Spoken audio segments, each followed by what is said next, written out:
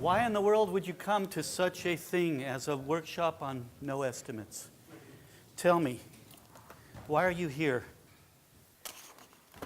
You don't know, you just came. It was the only place left. Yes? Because I've always been asked to give estimates. You've always been asked to give estimates. People ask me to give estimates. Oh, so let's start with that. How many of you here have been asked to give an estimate? So who are these son of a guns that are asking for that? Ah, okay. We outnumber them here. Just remember that. If it turns into a brawl, we'll win. We'll win. So some of you raised your hand for both of those. You've been asked and you've asked. Do you feel good when someone asks you for an estimate? Do you feel good asking someone for an estimate? Why are we doing things that don't make us feel good? I don't understand this. Alrighty, well, let's see what we can do. My name's Zuill. I consider myself a software developer. I've been writing code since about 1982, I think. I saw somebody earlier with a shirt that said Commodore 64. How many of you had a Commodore 64? Alrighty, now my first computer was an Osborne. Did anybody ever hear of an Osborne? Okay, so an Osborne was the first, they used to call them luggables. Luggable computer. Everything was contained in a case. And you couldn't buy them in the late 70s, but as soon as you could buy a computer in the 80s, I tried to get my hands on one. I had a business. It was actually a sign manufacturing company. And I could tell that software, that's probably implied to pick something off my tongue in the middle of a talk in front of people. I apologize. I'm not used to the customs here. We're very much less formal in the US than you are here. Just kidding. So I bought a computer because I could tell that the industry I was in was going to change drastically because of computers. And as I realized that, I bought a computer, I bought software. I bought two computers, actually. One was a very focused or single-purpose computer for cutting vinyl letters, a digital plotter that would run material back and forth in a little, like a printer mechanism, and it would cut letters out. That worked really well. But the other computer I bought and the software I bought, that software was terrible. I bought software for managing mailing lists and perhaps doing some bookkeeping and so on. And I thought, this is terrible software. Why am I paying for something that I could probably write my own terrible software? So I started writing software. It took me about 2 weeks of trying to write software before I was doing something that was useful to me. It didn't take very long. Those of you here who make software for a living, we all know it's a big secret. We try not to let it out of this room, that writing software is really, really easy. You can write software that does really useful things as long as you can operate on the data that you can input that data, and you can output it somehow, and hopefully store it or save it. That's about all you need to do. Things get complicated quickly, and we'll probably investigate that in a little bit. But it's easy to write software. Not easy to write software that works well in all conditions, and I learned that, of course. But for myself, because I was mostly writing software that either I or one of my employees would use, I could determine pretty quickly if there was a problem, and I didn't need to worry about it. NoEstimates came to me during that period. I never made estimates for software. From 1982 till 1999, I never made estimates for software because I was mostly making it for myself. And then I started working for other people. I got hired to be a vice president of a company. They needed somebody to put on their documents as being the vice president, this company, so they hired me to do that. And they were working without estimates. And then a customer came in that was demanding or needed the estimates. And as I investigated it, it seemed preposterous that you could estimate such things. But that's when I started this lesson of learning about estimates. So all of you have done estimates, it looked like, almost all of you and all of you. Is anybody here who's never done an estimate in software development? What do we usually, oh, you've never done an estimate? I've experimented with teams with no estimates. Oh, okay, that's not quite the same thing.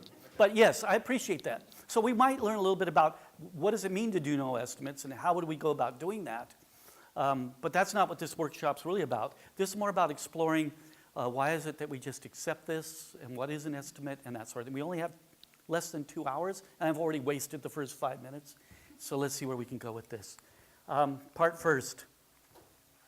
An exercise, an introduction, a disclaimer, a warning, a request, a question or two to discuss a definition, and gaining common understanding.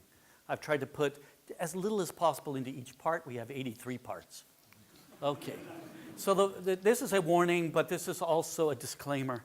I can't tell you whether you should do something or how to do something. If you're here to learn that, you probably should leave right now and go to someone else who claims they can teach you something and tell you how to do it and whether or not you should do it. If you can't figure that out for yourself, this may be too advanced of a workshop for you. But I'll be really clear. We give up our own confidence in ourselves if we always turn to someone else for the answer on things. We cannot do that in this industry. Things change too fast and we need to think for ourselves. So I can't tell you how to do that, and I certainly can't do it for you, right? I can't think for yourself. I can only think for myself. I love that saying. This is my overarching philosophy I've worked with for a long time. Since 1970s, late 70s, I got this quote from somebody named Don Fast, and he was a sign painter. What a great name for a sign painter, Don Fast. The object isn't to make art, it's to be in that wonderful state which makes art inevitable. Robert Henry, I know it sounds funny to pronounce that. What do you think his last name should have been pronounced like? How would you say that? Henry or Henri? He pronounced it Henry, as far as I know. He was from Nebraska, and his father was a murderer, and he distanced himself from the family by not using the family's last name, and I believe that was his middle name. But he's a famous artist in the Ashcan movement, which happened 100 and something years ago, and he was an art teacher, and I love this quote. The object isn't to make art, it's to be in that wonderful state which makes art inevitable. This means it's not about the act of making the art, it's about having it where the act of making the art is just going to happen. This can work for almost everything in our lives. Adopt that as a way to think about things, at least, and it gives us a way to get out of the box that we're already in. Alrighty, so I want to do a one-word activity. Is there a bunch of Post-it notes around here? It looks like we only have a few. Can somebody help me in passing out, making sure there's Post-it notes on every table? You're close, so I'll force you to do it. If we don't have enough Post-it notes, I have some more here. I always try to find a way to take the leftover Post-it notes when I leave a conference room, so I have some for the next time. And if we don't have enough, I'll dig out some more here. Do we have enough? We're only going to need one for each person. Now, I've only been here since Monday morning, so I'm still adjusting to the time zone differences. Does anybody else still need some Post-it notes? We're going to do a one-word activity, so you only need one Post-it note. If you need more, I've got some here. Everybody got some Post-it notes? Okay, we'll probably need more later. Are you used to using Post-it notes in your Agile journey? Okay, so in this case, I want you to write boldly as possible one word that captures the essence of what we mean by an estimate. One word, not what do we use them for, not what are they of, nothing like that. The essence of what is an estimate. Please write that down.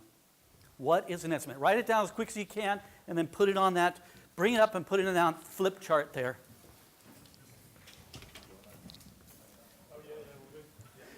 Yourself, get up and bring it up. Bring your own up, because if you hand it to someone else, they might rip it up or crinkle it up and put it in their pocket. Put it up there for yourself. If you're movement disabled, then hand it to someone else. Otherwise, get yourself up out of your chair and come and bring your Post-it note up. Just stick them up there quick as you can. Get out of everybody's way.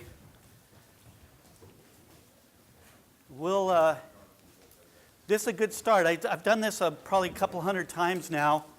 We'll see how it works out this time. I did a workshop I'll show you some artifacts later, of some CTOs doing this. And I'll share with you what they came up with. Okay, so what is an estimate? I'm going to make myself a little bit of room to start over here. An estimate is a guess. It's a guess. It's a guess. It's a guess. It's a guess. It's a guess. It's a guess. It's an approximation. What's an approximation? Okay, well, we'll use that as a guess. It's a, look at this, it's a clever guesstimate. Thank you. It's a prediction. What's a prediction? Yeah, it's a guess. It's a guess where we try to make it sound magical. It's a prediction. It's a guess. It's a hope. It's a guess. It's a guess. It's a guess. I heard somebody talk about this the other day. They had gone to, they were many years ago, young children. Their father would never take them to McDonald's. And then one day, he had to take the whole family out to something, and they pulled into McDonald's, and all the kids were really excited. And all he got was a cup of coffee and left. I thought, okay, well, the hope was we'd eventually get some McDonald's. Guess. It's a guess. Have any of you ever been to this talk before? It's 2 words. A manager wrote this. It's an educated guess. It's an edu-guess. We can make it one word, edu-guess. So what is an educated guess? It's a guess. We want to qualify it. Please forgive me for picking on you. We want to qualify it so it sounds something better than just a wild ass guess. Now, that's not a curse word, right? Wild ass is kind of an animal. They have them in Africa, I believe. Wild ass, they actually use them for estimates there. They do better than most developers. Okay, we got another educated guess. Okay, so what else do we have here? It's a futility. So that probably has to go in the same neighborhood as the hope. It's a prediction, so we said that's a guess. It's somebody will have to, is this length? Somebody wrote length. Date. Voodoo. Do you have that here? Prediction, so that was a guess we said. It's a forecast. Is that a guess? It's really tough for me to, I'm going to move that towards, I'm going to put it towards this, okay? It's an obstacle. It's small. That's an interesting one. An estimate is small. Does your boss ever come in and say, I need your small by noon today? Can we use this in place of using the word estimate? It's small. What we're saying is maybe the way we think about how we should make it. So a length, a date, small, and an approximation. Did we give that into the guess area? So it's a guess that we've put. It's interesting. Estimates are usually, it's implied in the term estimate that this is approximate. It's like give or take a week. It's going to take us 2 months, give or take a week. But we never have to actually say the give or take unless we're really uncomfortable with what the number we're giving. It'll take us 2 months, give or take 2 months. You know, I was on a job once where they go around the table and ask each manager, are we on schedule? Are we on schedule? Are we on schedule? First week, everyone's on schedule. Second week, everyone's on schedule. Third week, everyone's on schedule. Fourth week, somebody was a week behind. And so they asked, how can you be a week behind? A week ago, you were on schedule. You did nothing this week? But it's why does that happen, by the way? Why does somebody tell me? Green shifting. Oh, cool. What does that mean? So they were too optimistic in the first place. So during the first week, we're all going, oh, geez, this is going to be harder than we thought. But nobody wants to admit it. And the second week, somebody's going, well, if we work all weekend, we'll get caught up. In the third, it's like everybody's going to have to work extra time every night and on the weekend. Sooner or later, you have to say, yeah, we don't know. We're behind at least a week. So this turns honest people into liars. Just one little bit at a time. That's how life happens to us, right? Could any of you don't need to really admit this out loud, could any of you go out and rob a bank today? Could you go do that? I bet you in a couple months, we could go through a training program that would make it possible for us to say, yes, I could do it. It would start with pickpocketing or shoplifting. We would get used to the idea that we could be criminals. Somebody should do that. They should do a workshop on that. Uncertainty. So I'm going to put that over here. Cost. Probability. Oh, that's interesting. So that's probably is a whole nother workshop we'd have to do. When they have salmon in a fishery, like let's say they live out in the ocean or wherever where do salmon live? They live in the ocean, I guess. And they go up these rivers, and then they spawn or whatever, and then the babies come down later. We can make an estimate about how many salmon are in our fishery by counting the number of fish that pass a spot in the river, maybe a special spot we put in, and we can count every year. 2,000 went through this year. That means we think that there's X number in our fishery. And then the next year is 2010, and the next year 2030. We can see a trend coming up or a trend going down. If it jumps up and down, that means that's just the randomness in the system, right? So there are things we can estimate. We want to know approximately, is our fishery healthy, or is it dying, or is it getting better? And all this global warming is probably helping the fishery because the fish will have more food to eat. It's a good thing, right? Okay, forecast. We're back over here in the approximates. Look at what we came up with. These are the dysfunctions, I think. Hope, futility, voodoo, obstacle, uncertainty. I'm not sure where the probability comes in. We're just putting it down there. I don't think an estimate is a probability, although I have seen people use confidence levels. You ever seen confidence levels? So first we say, we estimate this will take 3 months. And then they later say, but we want a range, so it's going to take 3 months, but maybe as little as 2 months and as much as 5 months. Does it ever come in less time? Probably not. And then we want a confidence level, and we're like 70% confident that that's going to work. Have you ever used it that way? That's a confidence level? Sad, but true.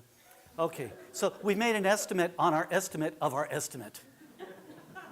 Right, we made the estimate of the work, then we made an estimate of about the range. We're estimating what range will fall in, and how confident are we?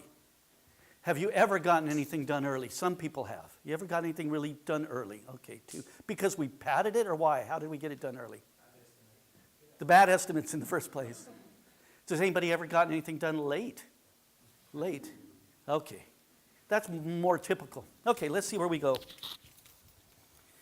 This is usually a one-day workshop. The first time I think I gave this as a full workshop was in Iceland. Have anybody ever been to Iceland? 2, 3 of you. In Iceland, in November, I gave this workshop. They already start out depressed. You don't want to go through this all day long because it just gets more and more depressing. So I learned to try and keep it upbeat, make some jokes and keep it light. We'll revisit this in a few minutes. Okay, so now some more warnings. I think of NoEstimates as simply a placeholder of the things that we need to talk about in our industry that we're usually not safe to talk about. So that's what this is. There are things we should be able to talk about. We should be able to question. It's a quote that I made that I really like. I use it for myself all the time. We need to question the things we believe the most in, or the things we have the most faith in, because that's where we're hiding our biggest problems. So we have to be really careful when we really are adamant about something, because that's usually we're falling for confirmation bias. We've stopped listening to the data that tells us we're wrong and only listening to the data that tells us that we're right. You're all familiar with these biases, right? You've been to Agile conferences. They always have talks on biases, right? Okay. Some people become very defensive about estimates. So during this workshop, I'm going to ask you to keep an open mind. Don't become defensive about estimates. If I hear people doing that, I will ask you to please not do that, and 2 or 3 of the stronger of us will carry you out of the room if you become too adamant about it. I'm asking you to have an open mind and not insist we need to do estimates. That's okay outside this room some other time. I'm asking us to let's question the things we believe maybe a little too much in. If this goes out on the internet, at home, try to keep an open mind, those of you who are watching this. Okay, so it's just a hashtag, first of all. NoEstimates was created by me, even though somebody did use it a year or 2 earlier for something unrelated to this. I used it to mark a blog post I'd written about a project I'd worked on where we didn't do estimates. Essentially, I didn't invent it to be controversial. I used it to mark this blog post. Ron Jeffries had asked me to write to document this idea of not using estimates. He was pretty much, he didn't seem to think that we could work this way, but now I think he's changed his mind. If you haven't had a chance to read his book, The Nature of Software Development, I think it's a pretty good book. It attracted people to a conversation I wanted to have, so I kept using it. Okay, and the controversy came for free. And I probably wouldn't be here today if that didn't happen, because the first time I got invited to speak at a European conference, it was because of this hashtag and the mob programming discussion that was going on in Twitter, both slightly controversial things, which is what people who put on conferences are looking for. Can we get someone up here who will make everyone mad? And so it worked. So what does no estimates mean? This is what I want to say. I use it to reference this blog post where we did not use or make estimates. Therefore, let's see if I can get this to come out, we did no estimates. That's all it is. It's like you can get bread and you can get gluten-free bread, I guess. You can still have both kinds of breads in the world, right? In the case that you make a gluten-free bread, then you got a bread that doesn't have gluten, I guess. And what is gluten anyways? Does anybody know? For a long time I'd say, I can't be gluten-free. And then somebody said, no, it's not glutton. It's gluten. It's like eating health cookies, you know? Have you ever had a health cookie from they're healthy because you just won't eat them. Have you ever noticed that? You take a bite, you go, why would you eat this? Okay, so here we go. So I was changing these slides out today. So we're discussing very specific types of estimates. I'm not talking about doing your kitchen remodel or building a deck or estimating the time it takes to do some process on your assembly line or how much plastics you'll need to form 1 million parts, that kind of stuff. Those are worlds that maybe estimates work. I do hear often people tell me about a lot of these sorts of estimates where in reality you just looked them up on a chart because you've already gathered so much data. It's just like on your phone, if it tells you an approximate time you're going to show up somewhere, is that an estimate? What exactly is that? They have millions of points of data that they're operating on.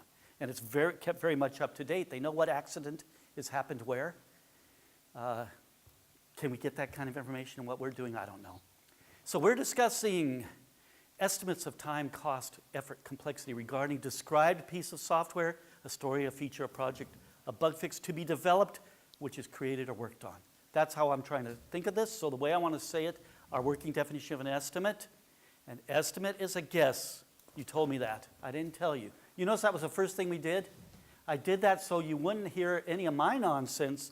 You came up with this on your own. I did not coach you in any way except for telling you you could only use one word. An estimate is a guess of the amount of time, work time or elapsed time, we'll look at that in a moment, to create a project, a feature, or some bit of work in developing software. How many of you would consider yourself a manager of software development? 1, 2, 3, 4, 5, maybe 8 or 10 of you. I would posit this. As a manager, let's say, of my sign shop back in the 80s, I would never go to one of my employees and say, how long is it going to take you to paint this sign? Why didn't I need to do that?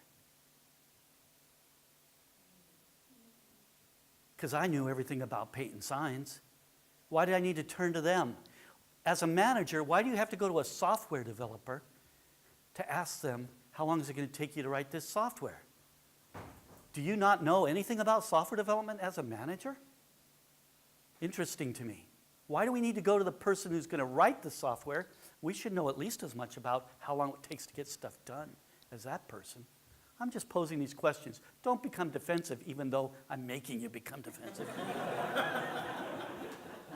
I want to make it clear, I don't enjoy making people defensive. What I noticed was, as soon as I start talking about estimates, people do become defensive.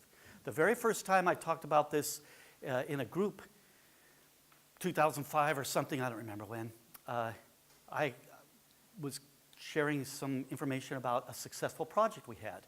And as I thought about, because someone had asked me to do that at a little gathering, as I thought about it, I said, well, I'm going to share the stuff that we did, and I'm going to share the stuff that we didn't do. And one of the things we didn't do was estimates.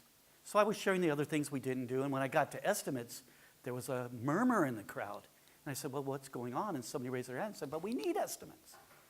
And that was the first clue to me. That person stood up. I said, please stand up. And they shared why we needed estimates. And then someone else in the audience, it was about this size of a group, someone else stood up and they said, no, he's wrong.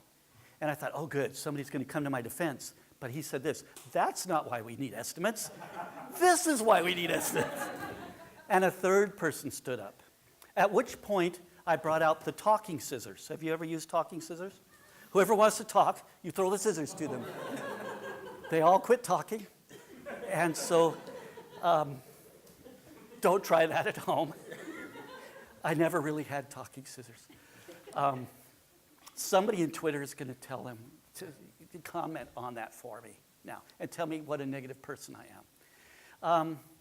But that really clued me in that this is a topic we really need to talk about. It's not safe to say we didn't do estimates because they want to insist that we must have to do them. Okay, so what did you say? Your numbers are a little skewed compared to this, about the same size of a group. Guess about the time, the work, the effort, the size, so we can use them to do some planning or something. And then we have these dysfunctions, so we can meet deadlines, or set deadlines, so we can manage expectations, so we can get commitments out of people, so we can get pledges. And I think one of these says promise. I can't quite make that out. The resolution isn't good there. This is very commonly what I'll get. Now, you guys have skewed it here a bit. You're really heavy on the guesses, and then here's of. So this is what I really think. We're using guesses to make decisions, which we are going to now count on. It turns from, hey, we just need some numbers so we can make some decisions, into the commitments. I've often seen this over and over again. They start out saying they're not commitments, but they turn out being commitments. Alrighty. This was the CTOs. What do you notice most about this? They couldn't quite get the one word. Now, at that time, I think I allowed them because they kept having trouble. So I said, okay, use. But one person was able to, and they got one of the nice dysfunctional words in there. But look at that. It's the same grouping. But look at it. They qualified it over and over again. Best guess, educated guess, a guess about how long something will take. Why did it take 7 words or whatever to say? A quantified guess? A license to deviate. I like that one.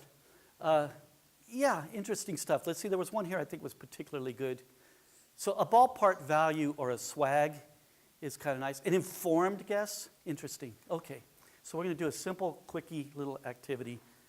I got this from Zuill Pancho. Here's the story. 3 months from today, you have to write your name on an index card with a blue fountain pen. How long will that take to do it on that day? You get to work, you start your work, you do that work. How long will it take?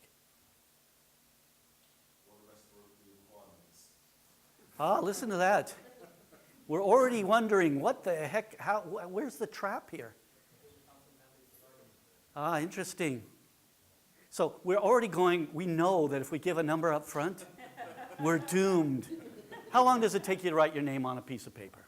3 seconds. Okay, so if we had everything we needed, let's say 5 seconds. So let's approach it the other way. What if right now you need to do that? This very second, how long is it going to take you? You don't have index cards, and you don't have a... Who has a blue fountain pen? Do you have a blue fountain pen with you? It's a blue ink, but it's actually black. It's a black fountain pen. But with a blue ink, I won't qualify that. Yeah, you don't know.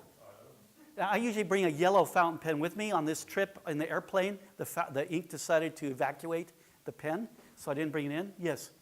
I reckon I have it for you by noon tomorrow. You have it by noon tomorrow. Yeah, that's probably doable, as long as... So you can go out and get a fountain pen. Now, it's an interesting thing, though. I think you brought up a very good point. If you wrote it with a blue ink, that doesn't necessarily meet the requirement. What is an index card, by the way? Is it a specific size? Is it a European size or US size? Can we have blue lines on it already? Or is it going to be just white? Now, what are we doing? We've got to go back and get some details before we can actually estimate this work. Well, one more thing. I think I can do it by the end of today, but I won't. You won't? I won't, because I prefer to be in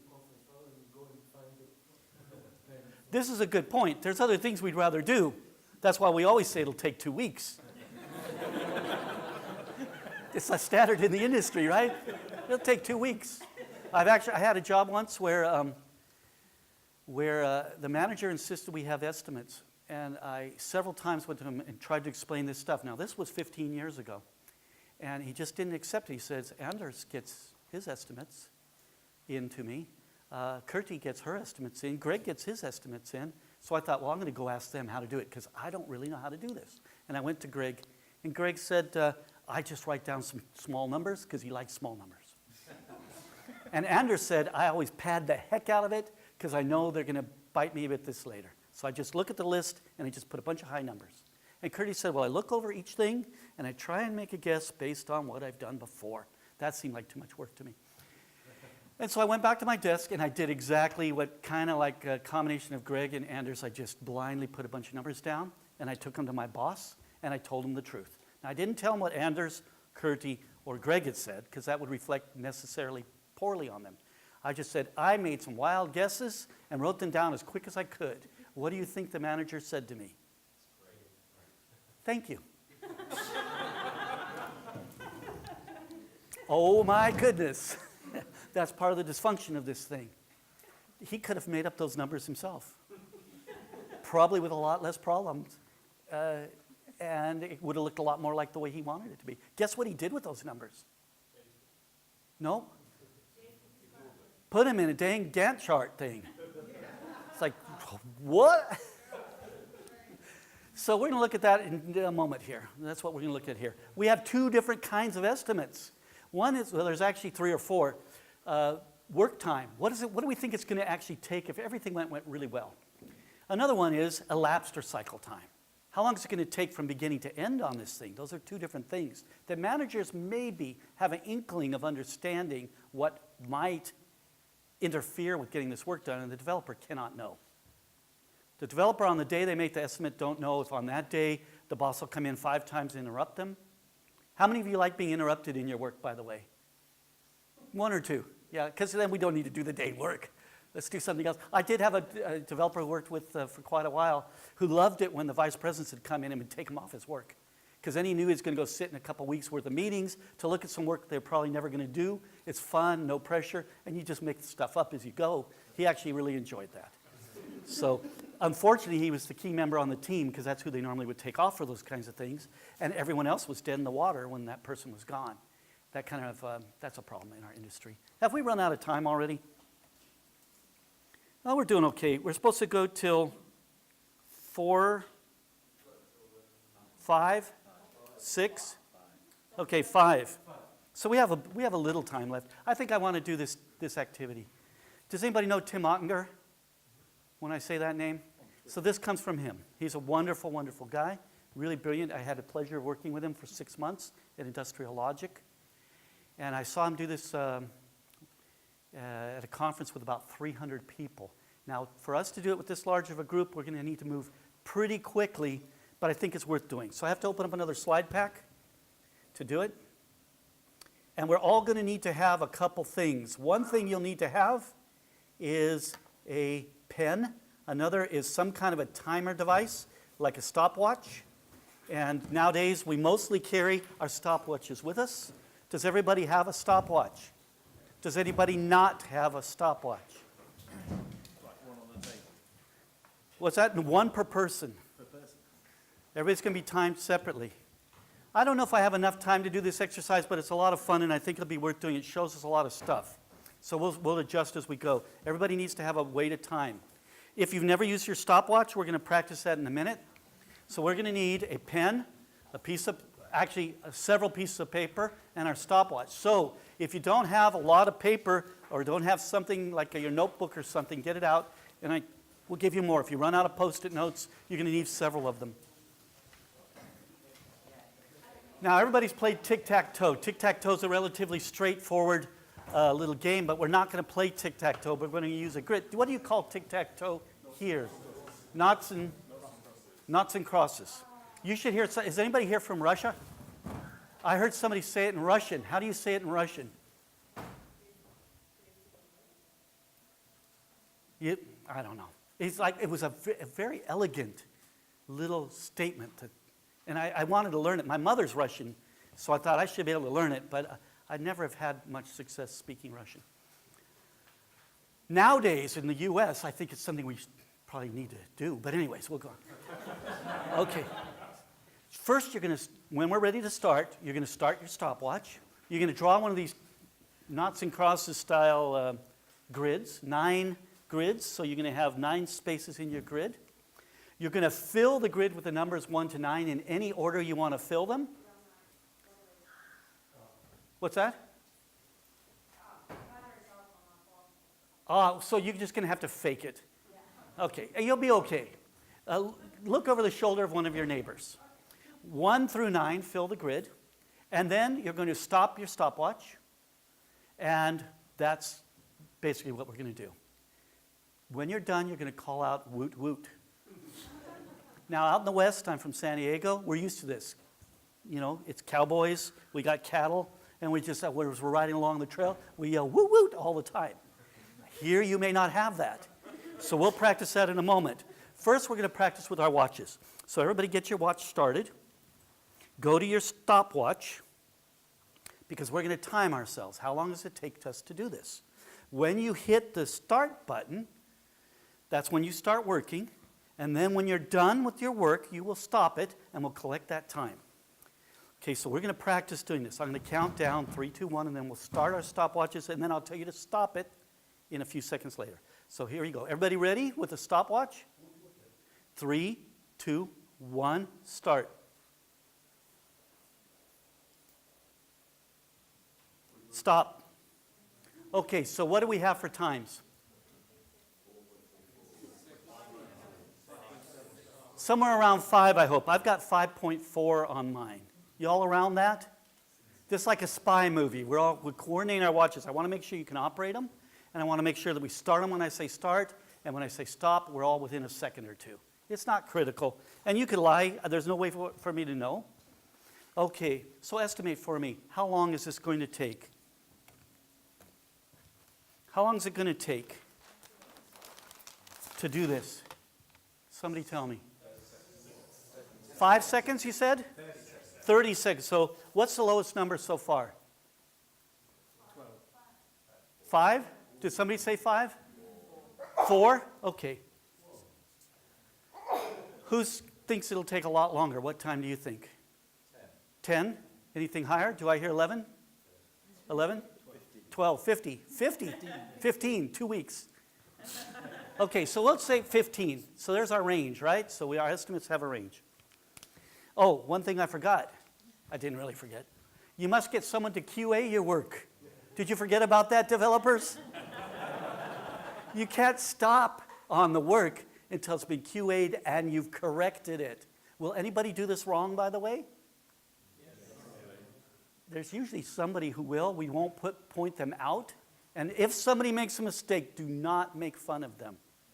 No one will laugh at you till you leave the room. Okay? So this is a safe spot. You have to get somebody to QA it for you. And there's a little rule. You can't get someone to QA your work while they're in the middle of doing their work. So wait till somebody else is done and get them to QA it for you.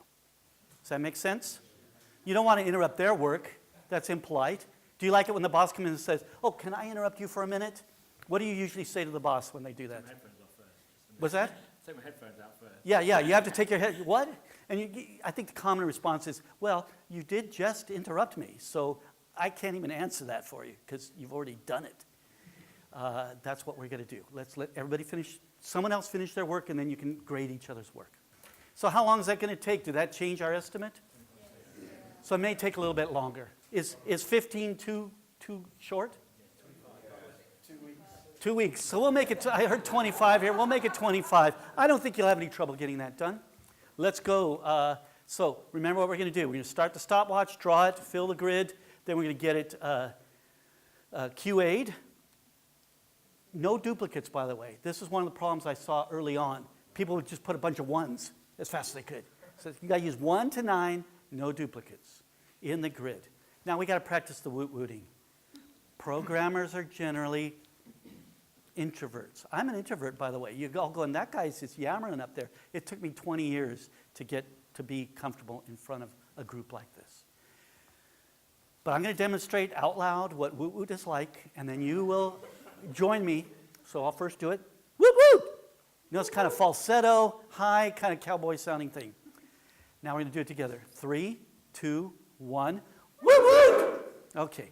Now you notice a few people moved their mouths, but didn't make a sound. This is like being in the choir at church. Okay. So that's okay if you're uncomfortable doing it. But that tells me, are we done or not? So this is part of the process. Okay, so let's go ahead and do it. I'm going to count down, and you're going to get ready to start your timers. Okay, so 3, 2, 1, start. Draw your grid, put your numbers in, and then get it QA'd. Before you yell out woot woot, you got to get it QA'd.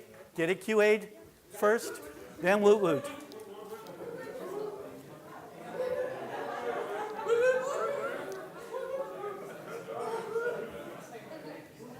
Okay, I want to capture the results, and I want to do this as fast as possible. So I'm going to start over here and go around this table, then that table, and then whatever. But we're going to do this really quickly. And I'd like to have somebody... Oh, thank you.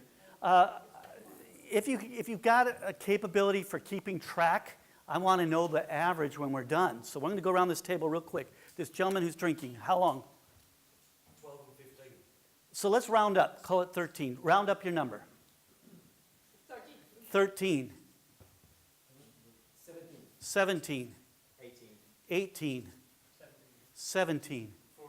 14. 14. 17. 17. 17. 13. 20. 13. Some show-offs here. 26. 16. 13. Now, I'm not sure we got the time to gather it from the whole group. Was anybody outside of this range? What do we have? Lower? 22? A little higher. 22? 11. We'll put the 11 on there just for fun. What's the average in here? Anybody tell me? We'll put 17, 15? I don't really care. That's close enough. Okay, we'll call it 15.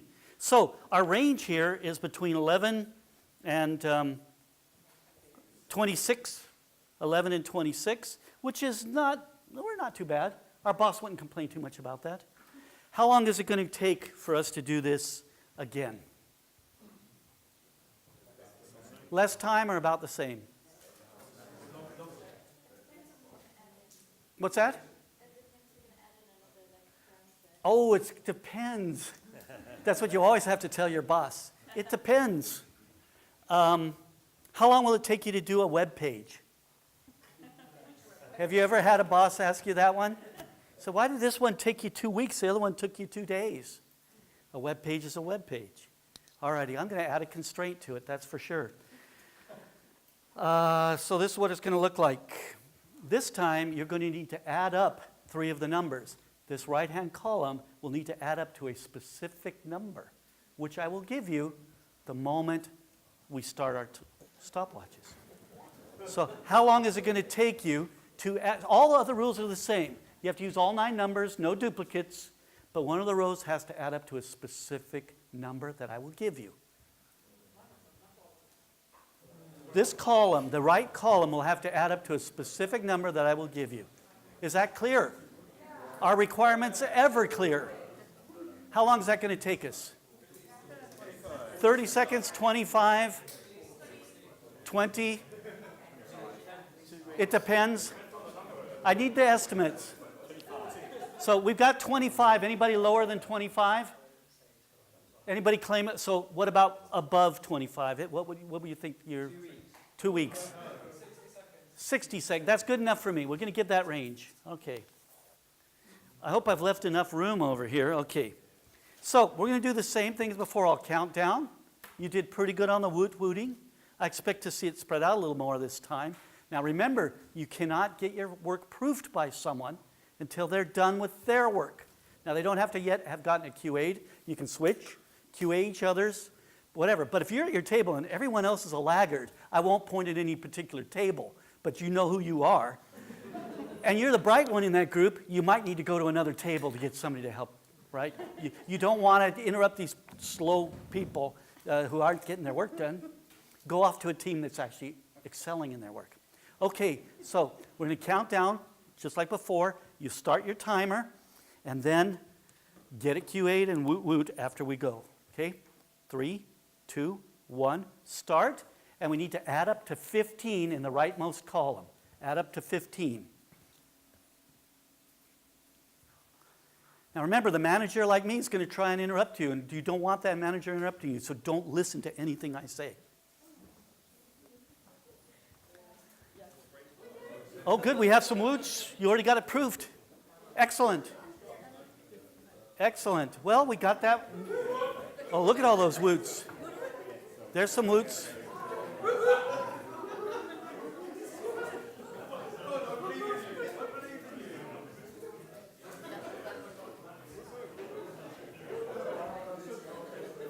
This isn't a contest. It's not who got it done first. Everybody must be done. Up, there's a woot. We still have a few working. Woot out loud if you're done. Okay, so let's capture our numbers here. So we'll do these two tables again. What do we have? 41. Both of you. I wonder how that happened. 41 and 41. 20, 20. No. Yours was 32 and about 40. 32 and about 40. Okay. 27. 20. 20. 31. Here. 31.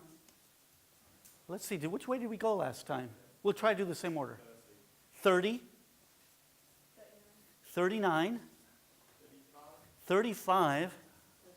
30. 39. 32. What was the average there?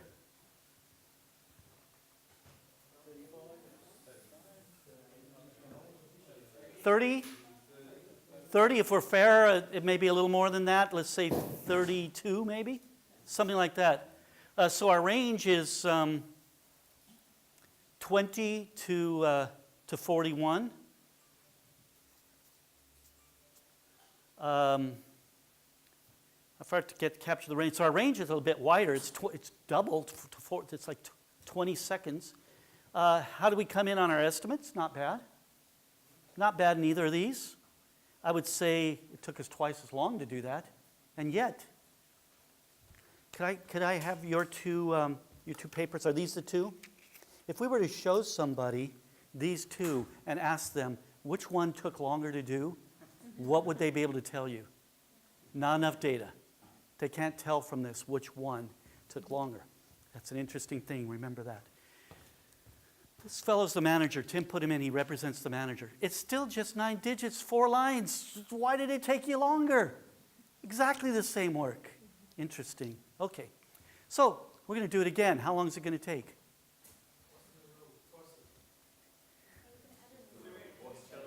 It depends. It depends. See, you want to always say that. It depends. You know, there's this guy, Bob Martin. He says the only honest estimate is, I don't know. He believes, at least from the talks I've heard him talk, that you need to be able to do estimates. But if the only honest one is, I don't know, I'm not sure. All righty, so how long is it going to take? I'm going to add another constraint. This constraint is going to keep everything the same,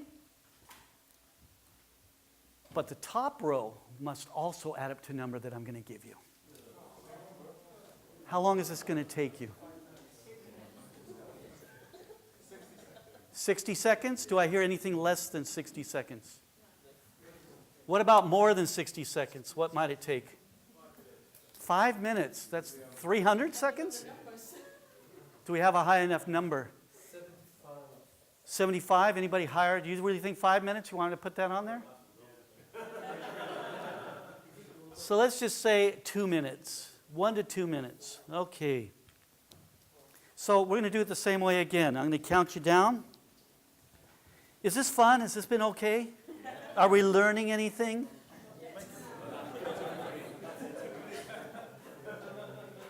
I'm going to count it down, and everybody start your timers, and I will then reveal the number that you need to put in. 3, 2, 1. Start your timers. The top row must add up to 9.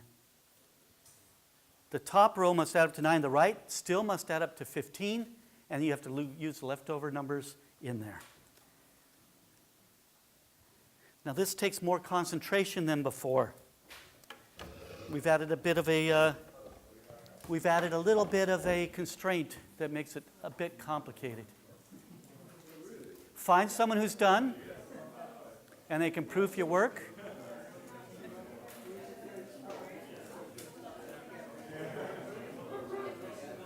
The woot woot is woot woot, not woot woot. 3 or 4 have finished already. 5 have finished.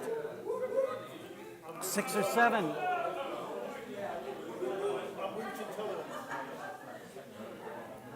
It's hard for some people.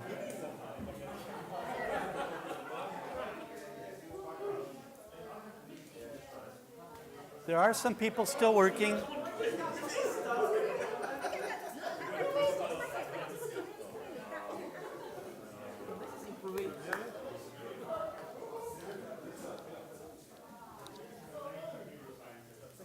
Now I can't hear if you're still working or not. Is anybody still working?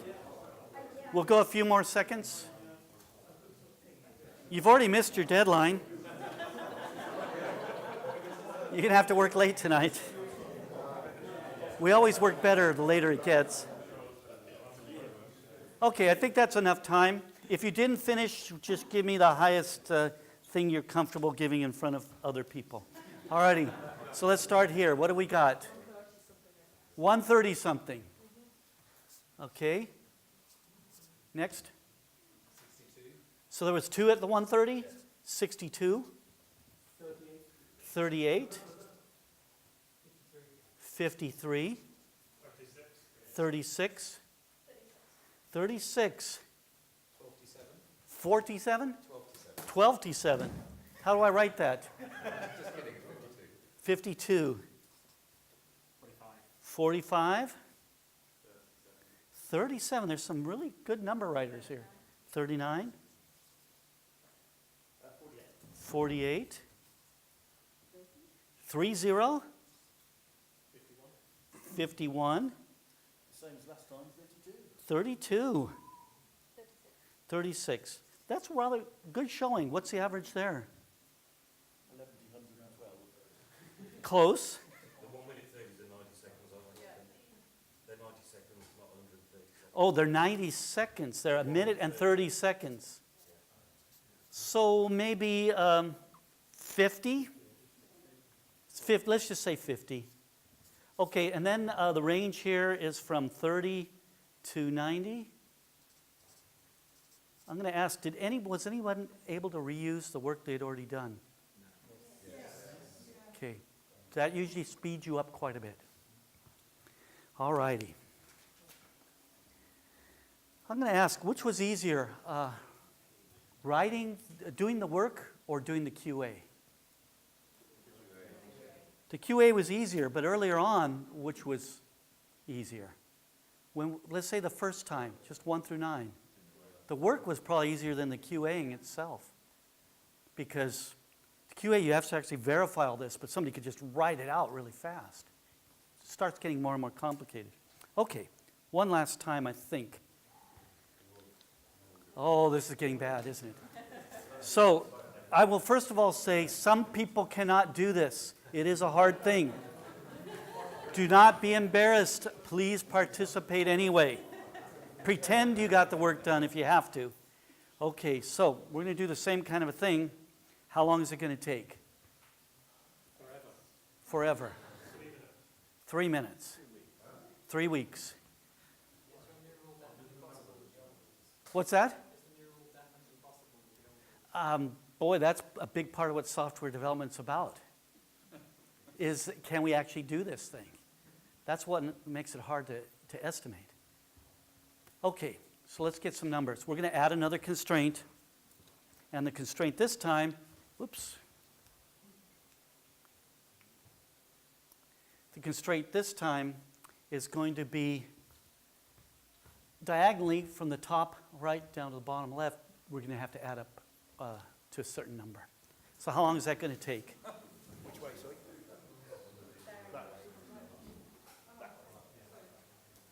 Top right, is that the right? I'm dyslexic. Bottom left? Top right, bottom left. Okay, how long is that going to take? 2 minutes. So we have somebody saying 120. But you know, you guys have been really way outperforming your estimates. You have no confidence in yourselves. Okay, somebody says 90. What's the top? 3 minutes? 180 maybe? 300, somebody says. Okay, you know what happens to the person who pads their estimates? You all have to, so you have to take pride in your ability to get your work done and give a small estimate. Yeah, that often happens, actually. That's a dysfunction that we've noticed. Okay, so let's see if we can get there. We're going to do it all over again. We're going to do it. We're going to count down. I hope you're enjoying this. I certainly am. Okay, 3, 2, 1. Let's get going. And we got to add up to 18 in the diagonal there. Just as shown, all the rules are the same.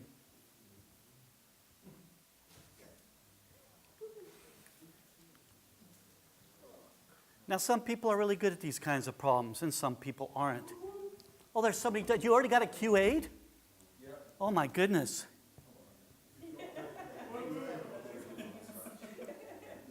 You should go work at Google.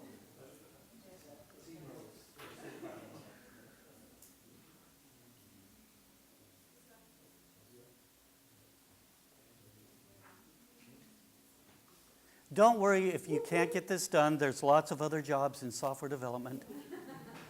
We'll find a place for you. Well, we're still well within our estimates, below our estimates.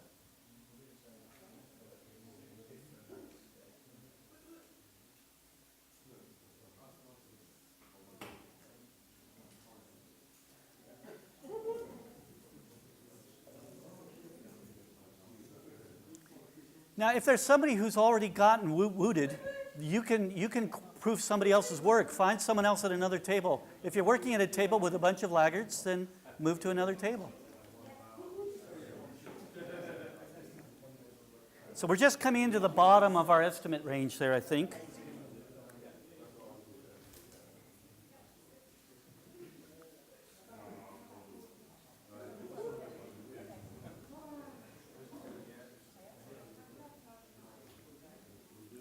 You're wooting a lot less frequently than before. There's a woot. I see a lot of people still working.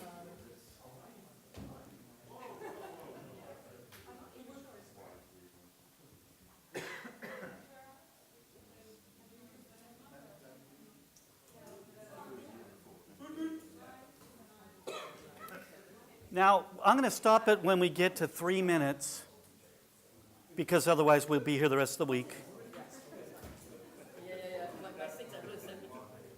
We still have a few working. Don't be embarrassed. This job sucks. It's not particularly interesting, is it?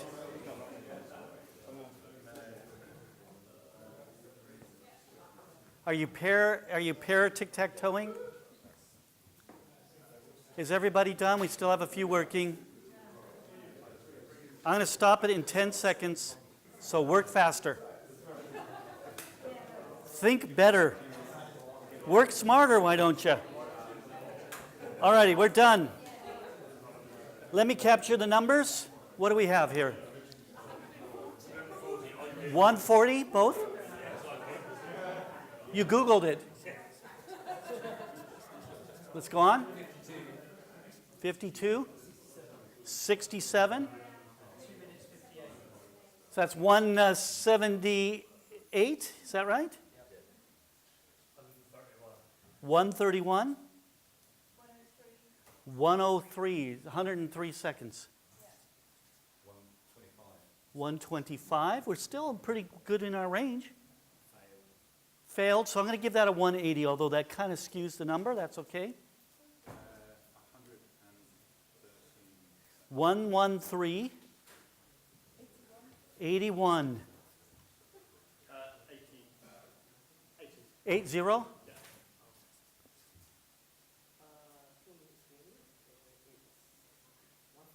140. I told you it'd take forever.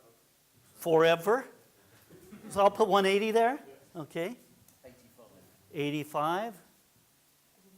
So 180. So what's our average here? Anybody want to venture? 140? Probably somewhere in that. It doesn't matter. It doesn't matter that much. Let's just say 140. Okay, so first of all, did anybody have a queuing issue where you were done with your work but didn't have anybody to QA it for you? Okay, at least 5 or 6, but I saw quite a few. They were waiting for someone to be done. That's one thing that spreads our time a bit. Okay, so our range is 52. Do we have anybody less than 52 out there? You had what? 19? And 20. Were you able to reuse your work? Okay, almost always the best time in the group will be someone who was able to reuse their work. And you have dedicated QA. Yes, dedicated to not finding problems. Now, I went several times. I've gathered these things up afterwards and checked and found errors that went through QA. So that does happen. Okay, so our range, what did I just say was? Would you say 19 to what was 180 was where we capped it? Much bigger range. What if I made the estimate and I'm one of the people get things done at 19 or whatever, and the work was handed off to someone else? Are these estimates useful? These are just questions. I'm not saying whether they are or not. Okay, what else did we discover? Anything else about this? Did you feel under pressure? This is a stinking little exercise in a stupid little workshop in a conference. There should be no pressure.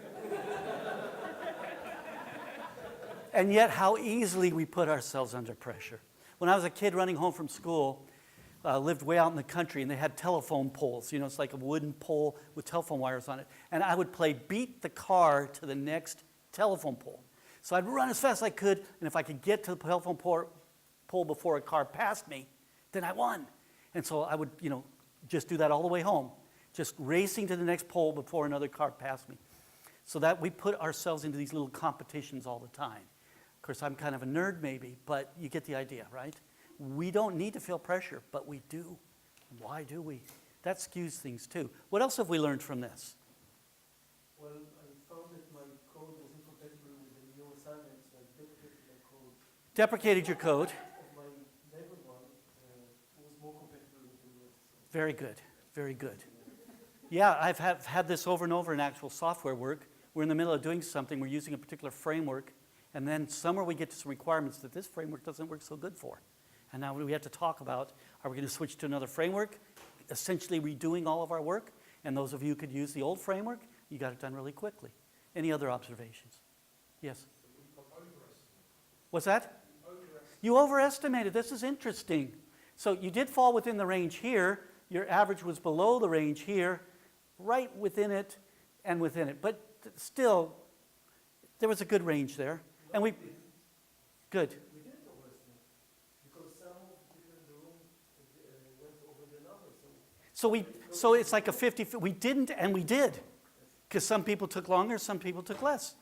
So, yeah. We need to hire better number writers, I think. You had some better number writers. You need to hire some better number writers. Yeah, a dedicated number writer. Excellent. We could mob program on this, and I think we'd find our numbers would get worse. This isn't particularly good for mob. You can't always assume that everyone has the same ability. We certainly can't assume everyone has the same ability. These are good observations.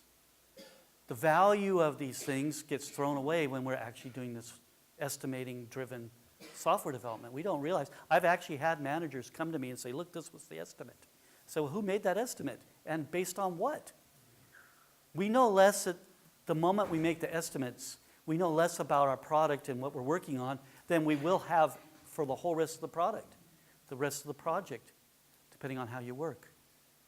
The time when we have the least amount of knowledge is when we're making these guesses. I would say this, an estimate presupposes that we understand the problem. If we understood the problem, why are we bothering to write code for it? Because usually if we understand a problem, it's because we've already solved it before. And then we go ahead and solve it again. Was that fun to do, by the way? Yeah. You wouldn't want to do this all day. You can do this at home with your kids tonight. Yes? It's also only as good as the assumptions we made at the time before we started. Yes. That my pen would work. Yeah, we have to assume that the pen would work, that we have the index card we thought we needed to have.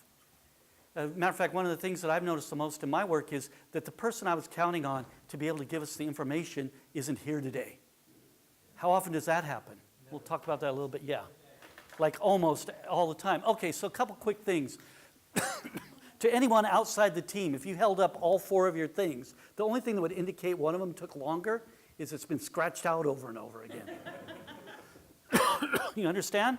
The person who's going to look at it from outside of you will not know which one took longer because they can't know those constraints. They don't know the difficulties under which you worked or the jerk of a boss that was pressuring you.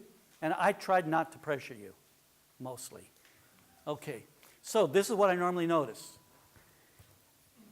This iteration took us 15, that took 32, that took 50, that took 140.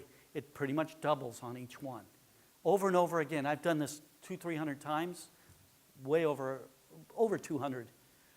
And these numbers happen over and over again.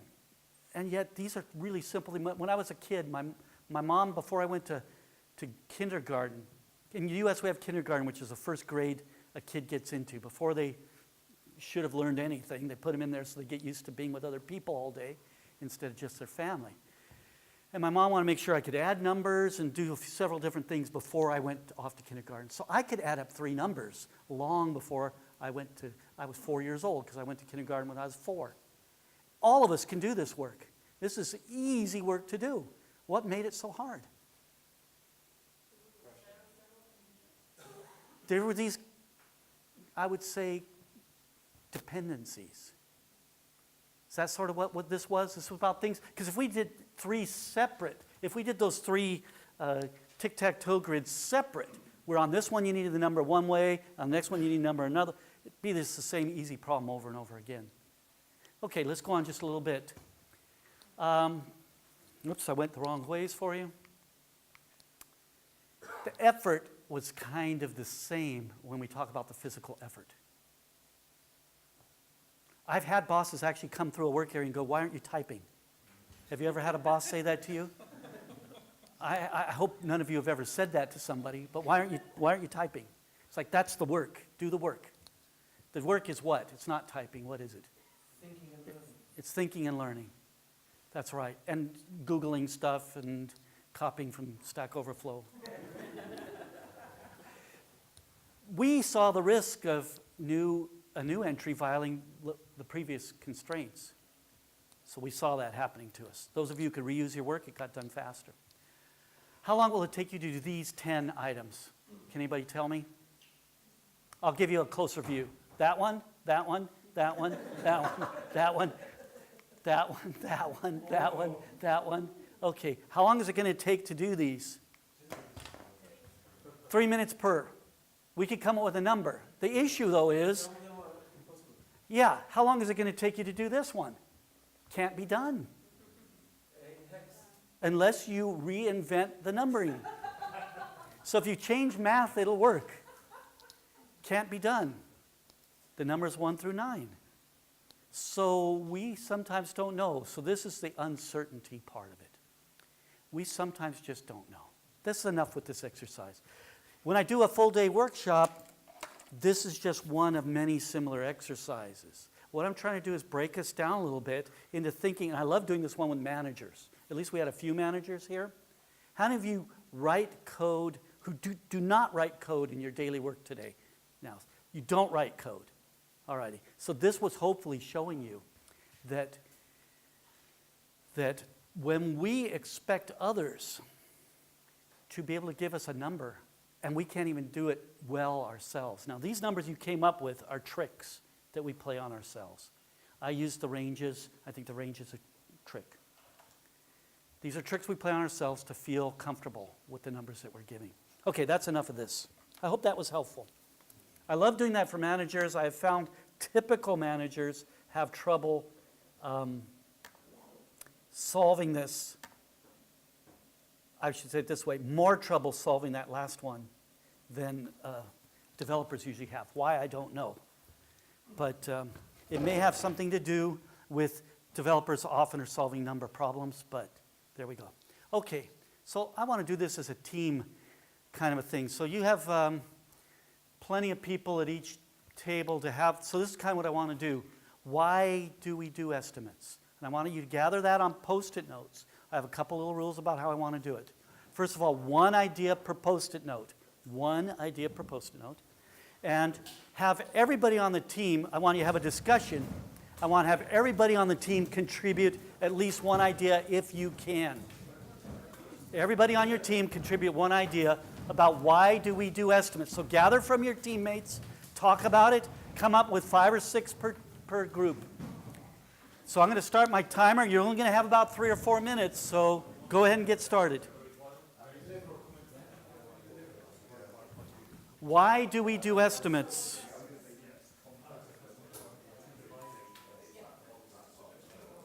Okay, our time's up. Usually I'd take a few more minutes, but we only have so much time today. So our time's up. This is the way I'd like to gather this information. So this question is, why do we do estimates?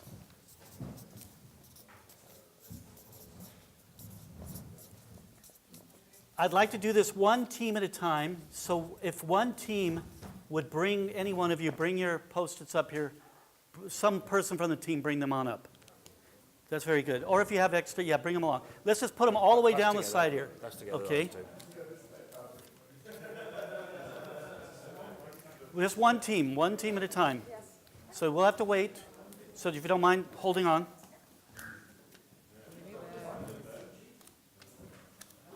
You know what? I think I'm going to need to get some tape here to be able to assist. Everybody hold on there. Okay. What we have so far is improve shared understanding. This is why we do the estimates.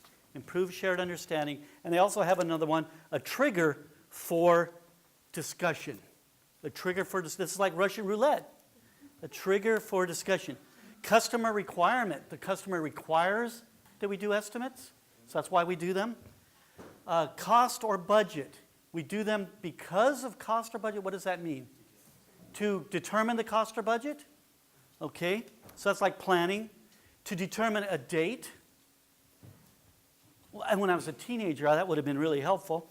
Okay. To inform or, I'm not sure what that, warn or inform dependence, forced habit, understanding of flow. The estimates are intended to give us understanding of flow. Tools force us to use estimates or enter estimates into them. And then for contracts. Excellent. Do any of yours match this? So let's put the ones that match horizontal. Okay?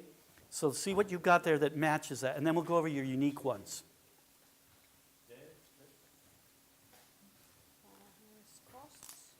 So cost or budget. Yes.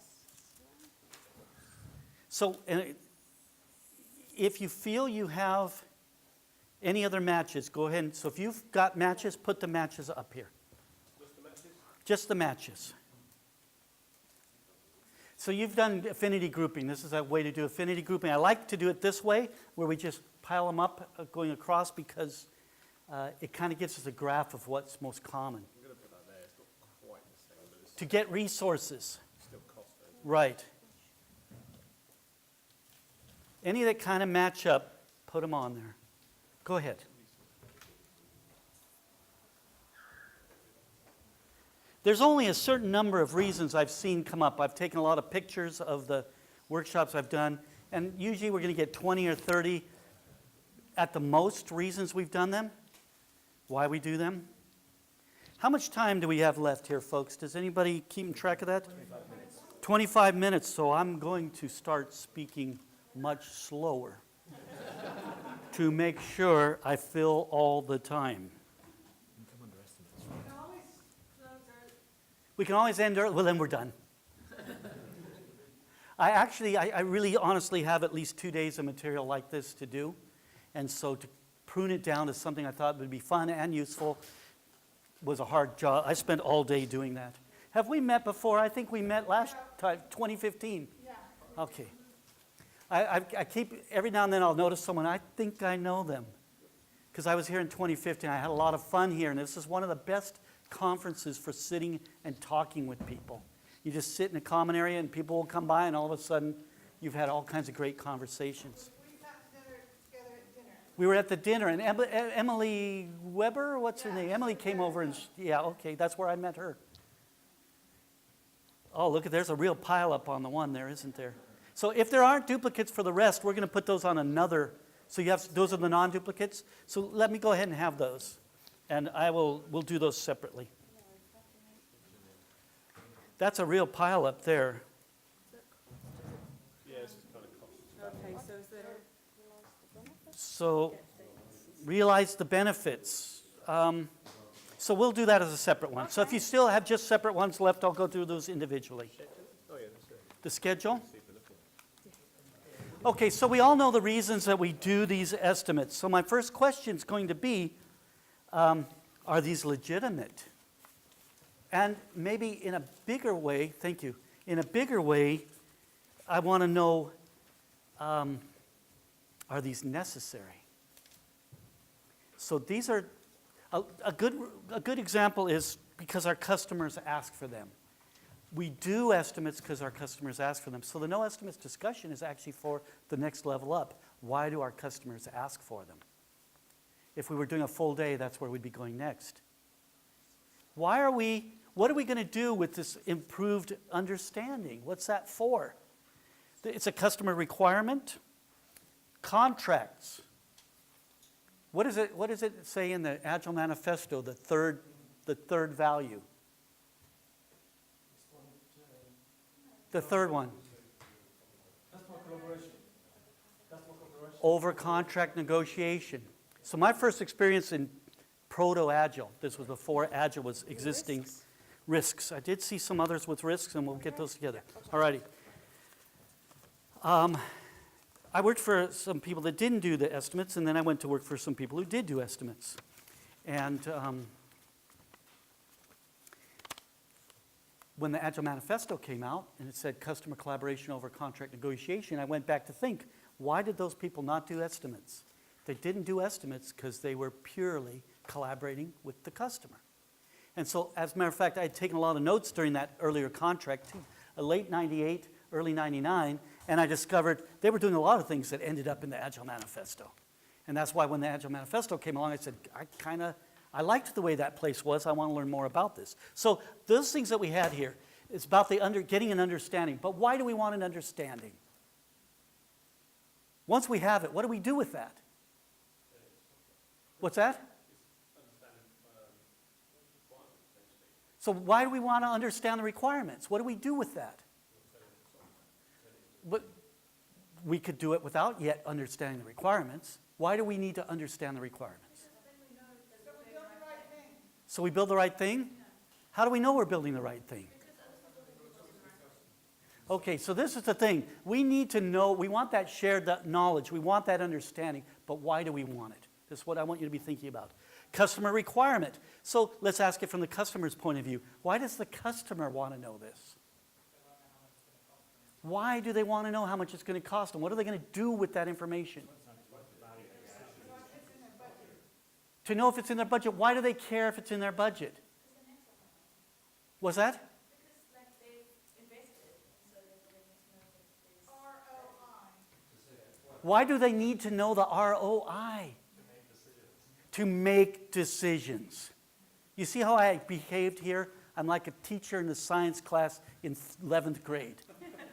I wanted you to get the right thing. This is where I want us to go. Why do we want the shared knowledge? So we can...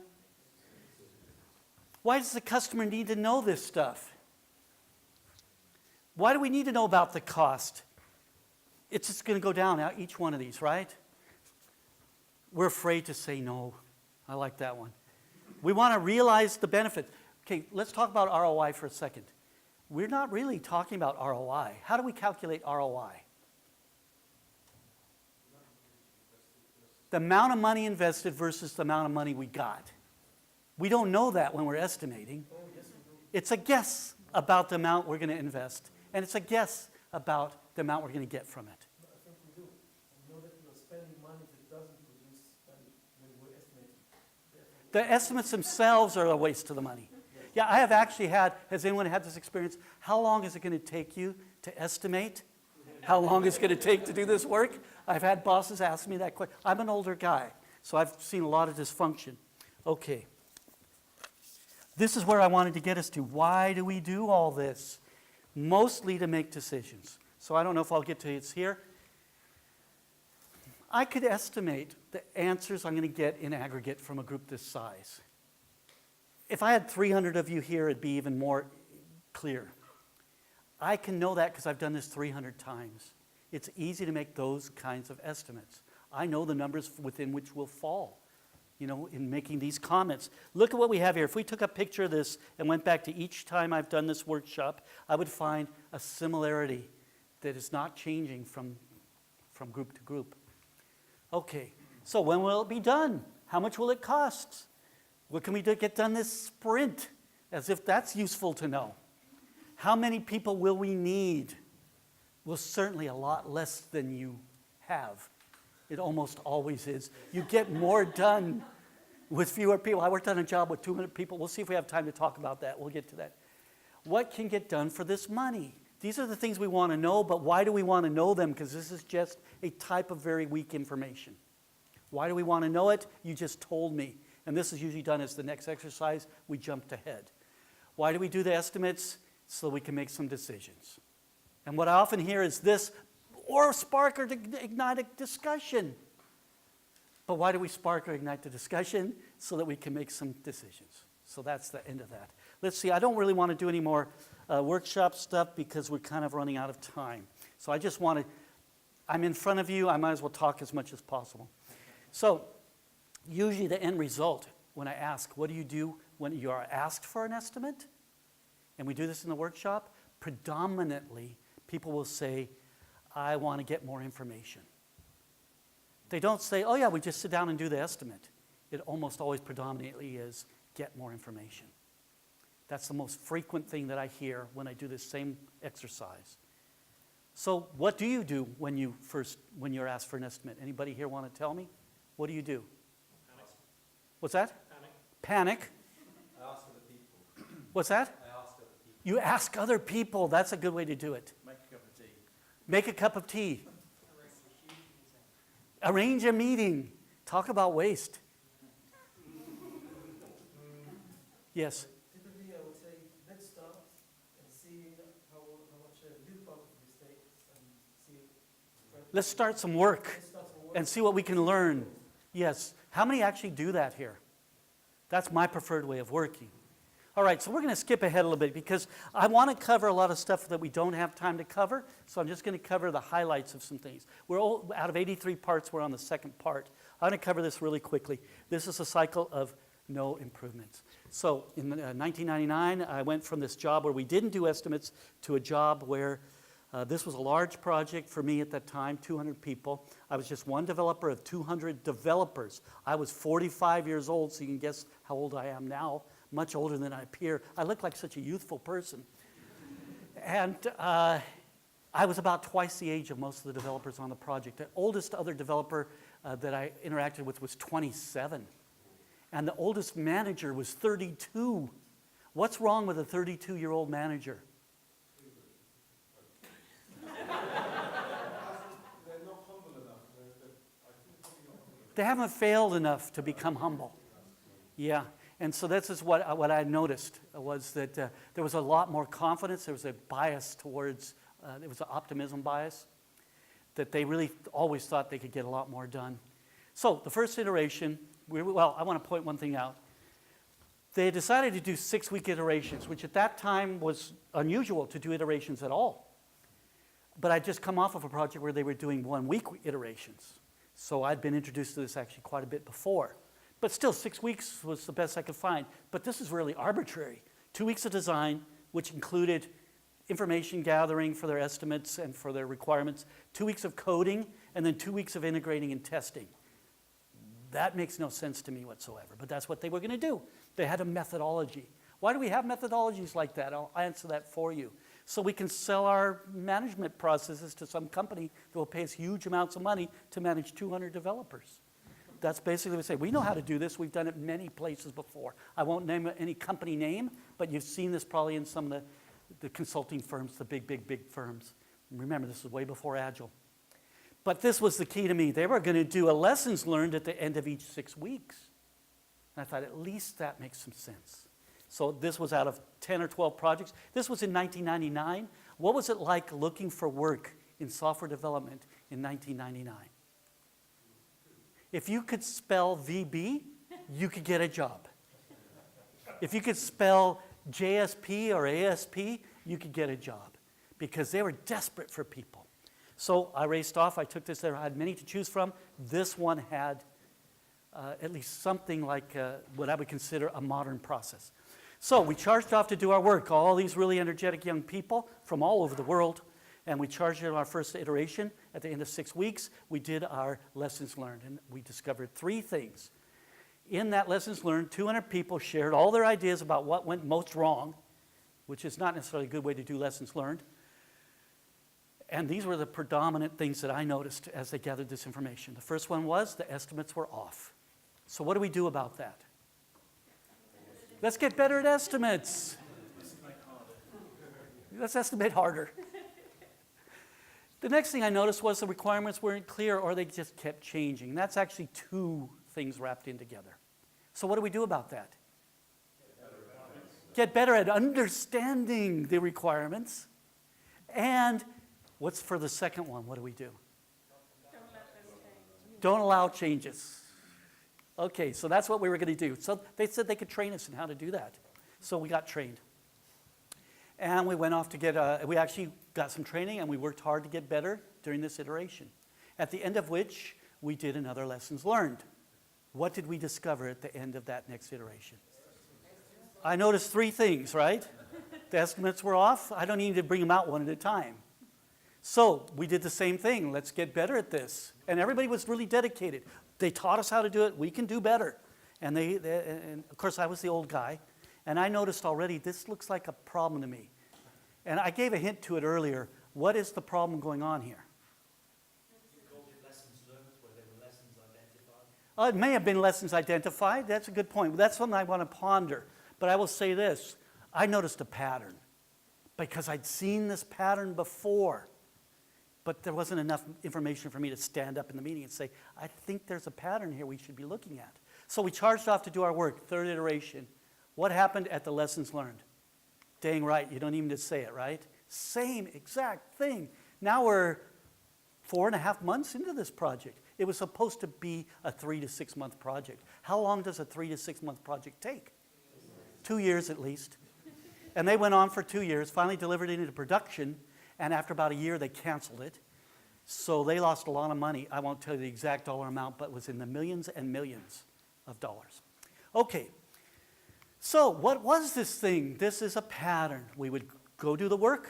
We'd find out from our lessons learned something was wrong, and we would try to fix it the same way. And what do you call this pattern? I called it the pattern of continuous no improvements. So I stood up in the 3rd meeting and I said, hey, there's a pattern here. I've seen it before.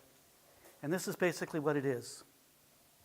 We're working on making a solution for symptoms instead of making a solution for problems. We need to identify the problems. Now, what's the result of the old guy in the room standing up and saying that? What do you think happened? It wasn't a good thing. Okay, but first of all, I would usually do this as a workshop, but I'm not going to. Symptoms versus problems. If the symptom is the estimates were off, I'm just going to ask you to take this away with you. Think about this later. If the symptom is the estimates were off, I'm suspecting because it continued to be a problem that we weren't really seeing the problem. So what might the problem be? These 3 things are related. If the requirements aren't clear, and that's just a symptom, what might be the problem? Last one is they kept changing. What might be the problem? These are symptoms, if they're symptoms. we need to dig deeper, find out what the problems are. These are all very closely related, are they not? These are very closely related.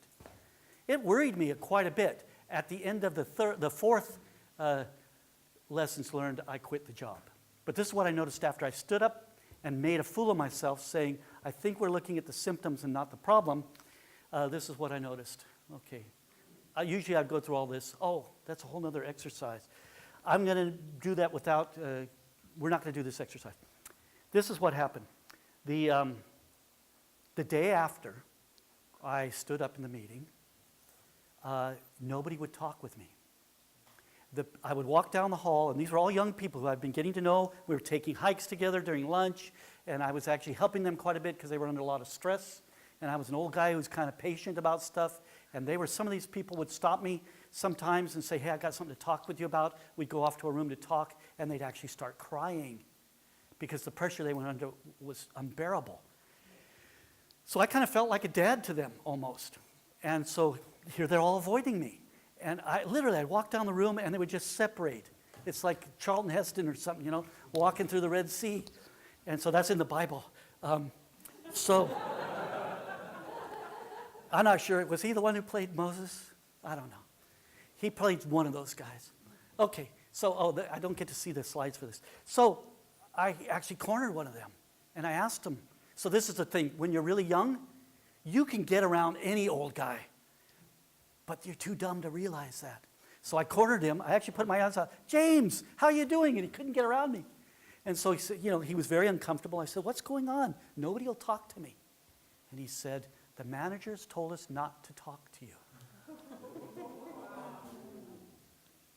This told me there was a much bigger problem than they were looking at they were trying to solve the symptoms. Can anybody tell me what that problem might be?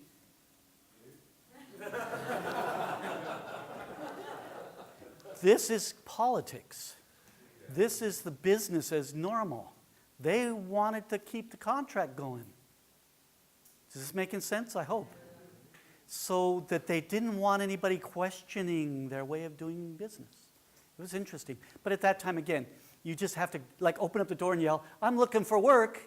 And you got recruiters everywhere. You moved you to another project. So I went to some other projects, and so I started keeping notes. For the next 2 or 3 years, I found this pattern over and over and over. Okay, so let's kind of finish up. Let's see what we have here. Questions. I'm going to skip through questions. Look at all those great pictures. You know what you're missing. It's wonderful, wonderful stuff. Yeah. Let's do this a little bit. How much time do we have left? Maybe not. Yeah, I want to tell you a little bit about how I've approached my work. Would that be interesting to you? Because I can't tell you what to do, but I can share with you what I do. Here is Bharte Buch's quote. Fear of losing control is a big barrier for change. But the control is mostly an illusion, but the fear is real. This is a big part of that problem. Those managers who were actually running this thing were probably afraid they would lose control of this if they actually did what would have worked. So they just couldn't do it. I love that quote. Okay, I got tons of quotes here. We're going to just go through them really quick. And lots of other good stuff. And then Mary Poppendieck. Look at those pictures. Mary Poppendieck, Martin Fowler, Michelle McCarthy. These are really famous people who all agree with me 100%. Not really. Matter of fact, some of them are no longer with us. Okay, like that guy. So I'm not going to go through all that. You can find, I'll send you slides if you want them. Double. Okay, let's go on because I want to share this last little bit. I think we have enough time. I usually do this as an exercise first. I ask you, what are you going to do if tomorrow morning you went into work? Well, if you're going to be here, so you won't. But Monday you go into work and they tell you that estimates are no longer allowed. This whole new political environment we're in, we're no longer allowed to do estimates. What would you do? So I'm going to share with you how I would work. To me, did I do this when I was here last year or 3 years ago? Was this part of my talks? This is how most project people bring their projects to their team. They get everything nicely, neatly organized. Now, this is a work of art. It's not really an actual science case, but it kind of looks like something you would use. And you got everything neatly organized. You can close it up, put the latch on it, take it to someone, and say, there's all the requirements. Just do your work. This doesn't really happen, and this is the way I see it. This is a piece of art that's more representative of what our work is like. We see some patterns in here, but we don't completely understand them. And is the white parts important, or is it the red parts or the orange parts? And why are the orange parts all spread out? This is more like what our work is. What do we do with this? And I'll take it, this is really the way I think of it. It's really nebulous. If we trudge through this, if we slog through the mud of this project and we get near an edge, then we just realize there's more of this beyond. There's more of it below it. There's more of it above it. So this stuff is all around us. So when we get in the middle of a project, it's while we're doing the work that we discover the work that we must do. We can't figure that out ahead of time. If we could, it wouldn't be development. What would it be? You know? It's like if we're putting in a deck, we pretty much know everything about it. We know how much wood for the square feet. We can pretty much estimate all that stuff. It's knowns. It's a world of known things. Okay. So in the doing of the work, we discover the work because doing exposes reality. So what can we do? I think software development is a process of discovery. So we won't do this as a workshop. Rather than size, I'm looking for some other qualities. I don't care about the size of something or smallness. You don't need to estimate to do the things I want to do. I'm looking for these things: potentially valuable, recognizable, understandable, distinct, and cohesive. I'm looking for these things. I'm reworking this, but essentially recognizable and distinct are the same thing. So just so you know, I'm kind of rewriting this. If I think it's potentially valuable, or somebody, you can say, well, that's an estimate. You're estimating it's valuable. Sure, I'll accept that. But we're not talking about estimates for value. We're talking about estimates of cost. We're talking about estimates of size or effort. Again, I really don't care to make an estimate. It's valuable to this degree. We're going to discover whether it's valuable or not the minute we deliver it. Okay, so if I can find that, it requires no estimates. Boy, when I imported these slides, they came in a little bit not fitting. So if it has those qualities, do you know what cohesive means? Cohesive. These things belong together or are drawn together. I'm looking for that. I'm looking for something that's distinct and can be decoupled. And if these things belong together, it means we can't really decouple it any further. So I'm looking for this thing I can keep taking apart. I'm going to make an example. I'll use somebody's piece of paper here. This is a size. Is this smaller than the original size? Is this smaller than the original size? Did you need to make an estimate? No. We know that if we take any part off of that, that same thing's going to go over and over again. I hope that makes sense. I don't need to estimate to do this. All I need to do is look for these qualities. And then we can do this. Take a chunk off. Got this big nebulous ball of string. Take something off. Then do the work on it. And that's that. That's a pattern. Does anybody work this way? Some of you do. This works extremely well for me. And I've used it since my first time doing this was 2003, I believe. So I think we have just enough time for me to do this quickly. No, we don't. I'll do a fraction of it. In 2003, my first job where I was in control of this, we had this thing, I'm going to call it the 12 calculations example. They came to us with an 80-page document about some calculations for a manufacturing process. They described it in this document. So I just said, okay, well, let's look at one of them. And I read it, and I couldn't understand it. The first thing I wanted is that understanding. So as a group, we started understanding it. We picked that one off, and I said, let's try it. But there's a lot here. This can be decoupled, and this can be decoupled. And this stuff looks cohesive. I'm going to do it a little out of the middle of it because it's not just the edges. So we got this. Now we got something to work on. Now we started working on it, and we discovered, you know what? That can be decoupled as well. So we finished that bit in a day, and we delivered it. This was an improvement to a large existing project. And then I said, what's the next thing you want to work on? Can you want us to add some more of these things that we decoupled? They said, no, there's this other one. Matter of fact, this is the way they kind of said it. They originally picked this one of these two. I don't know which one looks harder to you. They picked this one, let's say, and they said, let's do that one because that one's really a problem. And when we got that done, by the time they tried it for a few days, they said, actually, this process over here is so fraught with problems that if we don't get this right, it's worthless down here. So let's go ahead and work on that one up there that's earlier in the process. We did the same thing. We took the pages out for it.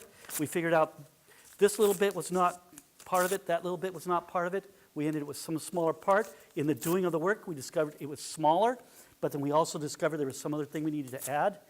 So paying attention here, we got this much done, and we had taken this that we had sliced off and not done, plus the rest of the requirements. We have 2 minutes to finish this. But what is it? It's a boat ride tonight or something. What do we have? Beach party. So who cares about that, okay? So this was the thing. We were looking for the 80% of the features I was looking for, the 80% of the features or the 20% of the features that would give them most of what they wanted. At the end of this process, we had ended up and done 3 of these. I'm going to take one more just for example. And we did about that much on it. And the rest of this was just waiting there. And I asked them, what do you want to do next? We had been looking for the stuff that was important to them, but only doing as little bit of it as possible, which is the next. So this is a slice of the things that really probably be useful. We can never discover that precisely till the end of the project. But we would take each little bit and do as little as possible on each little bit. I call this the 80-20, 80-20. If we do this purely, how much work would we actually do on a project? Some mathematician tell me. 4%. 4%. And what we discovered was we had done a lot less than 4%, because after the 3 calculations we worked on, I went back and said, which one do you want next? And they said, we have this other project we want to do. Is that not a huge benefit to the company, to those people who are going to use the software? My goodness.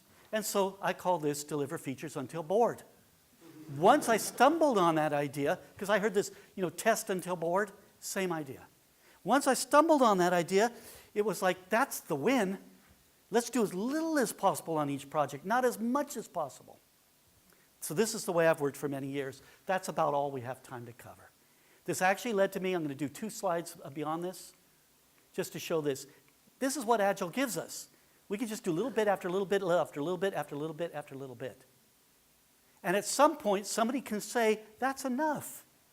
And this is much different than planning it all up front, where we need estimates, where our decisions have to be, do we have enough money to do this project? The very first time I was able to do this, what they discovered was, in the first week of work, they had a big failing project. We did just the first week of work, came in to kind of fix it for them. Took one thing, what's most interesting to you? We did it, and it gave them about $30,000 a week to do that little bit of work. The whole project existed because they wanted that feature, but they invented all the other things they thought they needed.